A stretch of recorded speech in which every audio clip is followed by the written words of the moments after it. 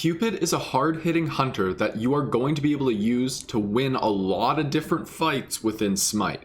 But in order to win those fights, you're going to need to understand the basics. Let's talk about it. Hello there, my name is Keltick. I'm your Smite professor, here today to talk about the basics on how to both play and build Cupid within Smite. Now, let's start by touching on Cupid's abilities, because there's a lot that goes on in this little kit. Cupid's passive sees him filling up this heart meter, and he fills up this heart meter by landing auto attacks on anything, so jungle, camps, gods, whatever you want.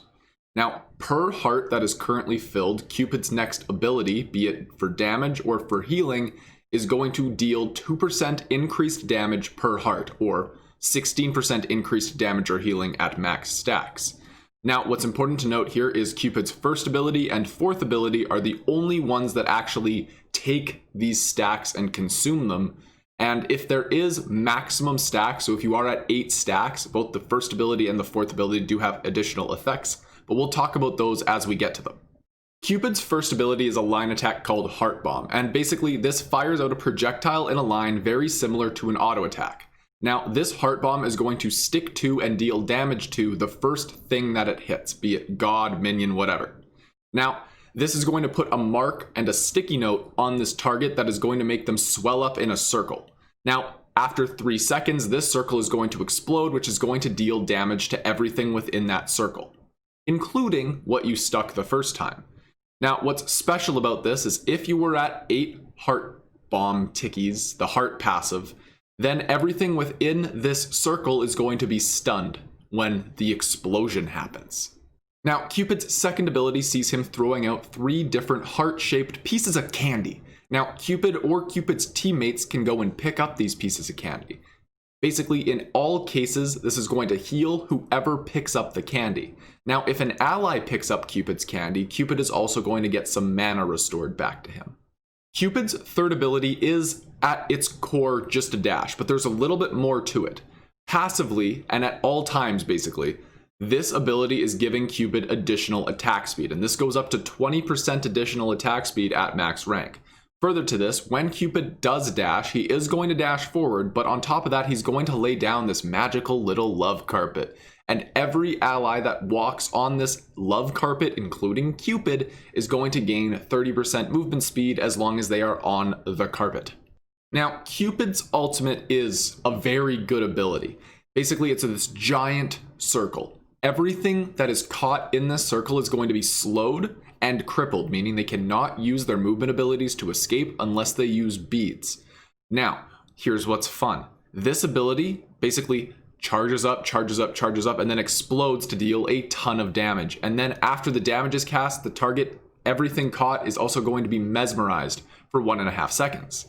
Now, if you are at max heart stacks when the detonation occurs, that mesmerize time is going to be doubled to 3 seconds. Now remember, a mesmerize is interrupted the first time a god damages an enemy, but it isn't a unique interaction and it does allow for a lot of good to come from it. Now, what's most important here is the cripple and the slow. This is a beads or ultimate burning machine. You lock people down in this and they just are forced to either use something that's CC immune to get away from the damage that's coming, or they have to beads and try to walk out. Both are very good for you.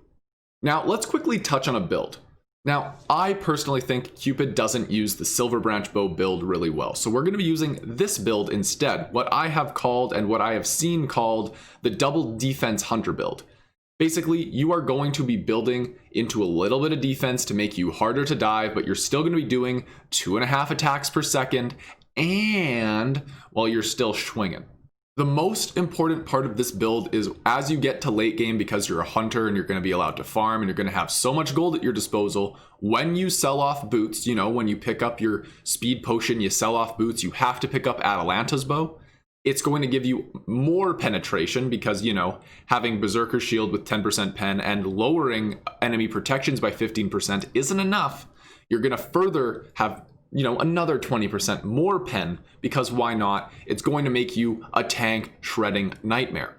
Final note for Cupid. Cupid is a really good god to have on instant cast, be it just his first ability, basically being an auto attack. You can instantly auto attack cancel as long as you have instant cast on that ability. With a little bit of practice, you're going to be able to stack 2 hearts on top of each other, which is faster to do once you're on instant cast. Dashing is never a bad thing to have on instant cast because if you panic, you're gone.